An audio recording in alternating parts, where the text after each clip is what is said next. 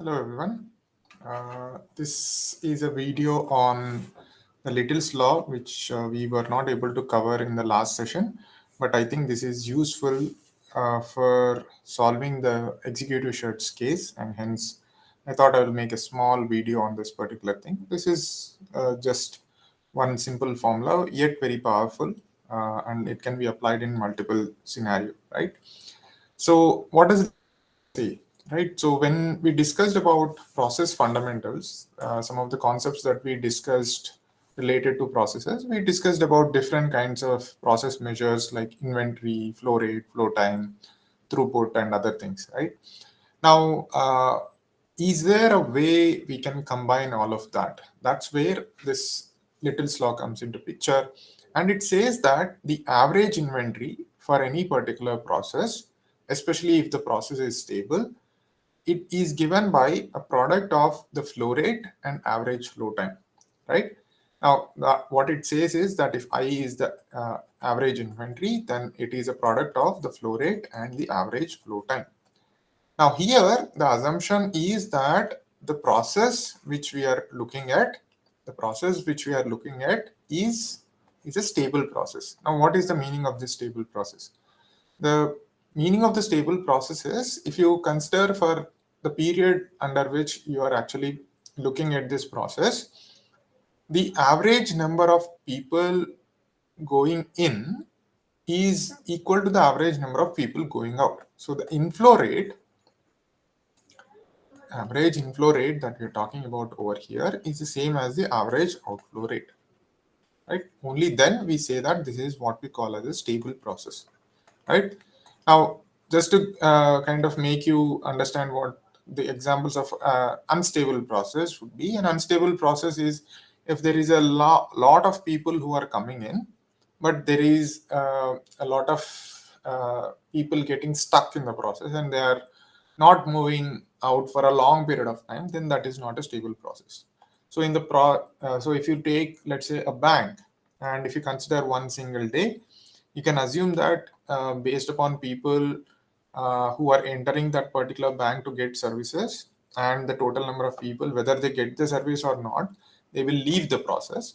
So you can say that the average inflow rate is equal to the average outflow rate if you consider a 8 hour, 9 hour working window for that particular bank, right? So that's where we call that as a stable process.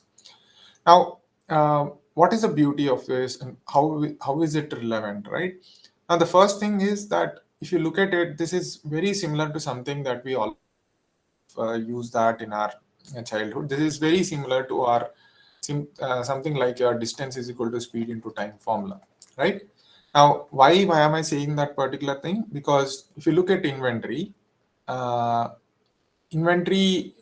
the general thought process when somebody thinks about inventory is things which are put in cartons, right?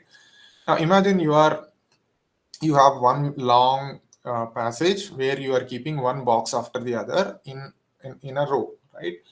And there are customers who are picking up this particular product, right? So there are products which are getting sold. So products are just moving from there, right?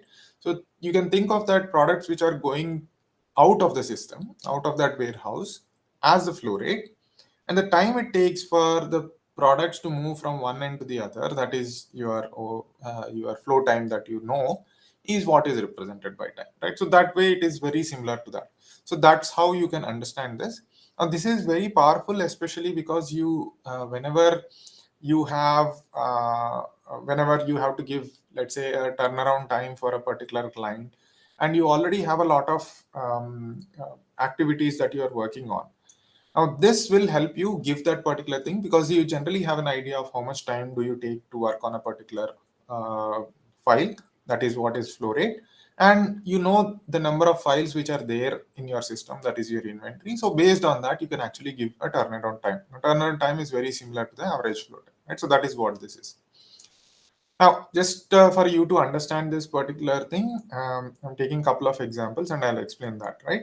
As you can see over here, uh, assuming that we have a CCD in IAM3 and hope when we get it, and let's assume that 75 customers per day are visiting this. And on a typical day, CCD is open for 15 hours. So if I want to look at it, I know that on average 75 customers per day visited. So that looks like something like my flow rate, right? 75 customers are visiting per day, and each day is 15 hours, right? So if I just want to convert this into hours, so this will be 25 customers per 15 hours, so or 5 customers per hour. So looks like on average the flow rate is 5 customers per hour. Now they are saying also at any point in time, on average, there are 5 customers in the restaurant. So it looks like the inventory that they are mentioning is 5, right? Now they are asking how long does a customer spend inside the CCD? And this looks like to me the average flow time that they are asking for. Given that I know what is my inventory, and given that I know the Little's law formula, I is equal to R into T, T is becomes I by R. So here R is 5 and I is 5. So on average, it looks like customers spend about 1 hour in the system. Right? This is the first problem. And the second problem also is something that we can understand. Before we identify what are the values, let's try to understand this. So it says Micromax builds 300 crore worth of cell phone equipment per year to its resellers and other outlets. At any point in time, it has an accounts receivable of rupees 90 crore. How much time does an average institutional customer take to pay after the billing is done? So here it is very clear that they're asking for again for flow time, right? Because it is how much time. The only thing that is related in this particular thing is time, right? Then let's look at any point in time, it has an accounts receivable of 90 crore. So if we are talking about money as inventory over here, the money that is getting stuck in the system is 90 crore. That is my inventory, right? So as I know, T is equal to I by R. So inventory is 90 crore, and it's saying that it is doing a business of 300 crore. So that means that is my flow rate, right? So as we discussed the Maruti Suzuki example, here Micromax is doing 300 crore worth of business. That is my R.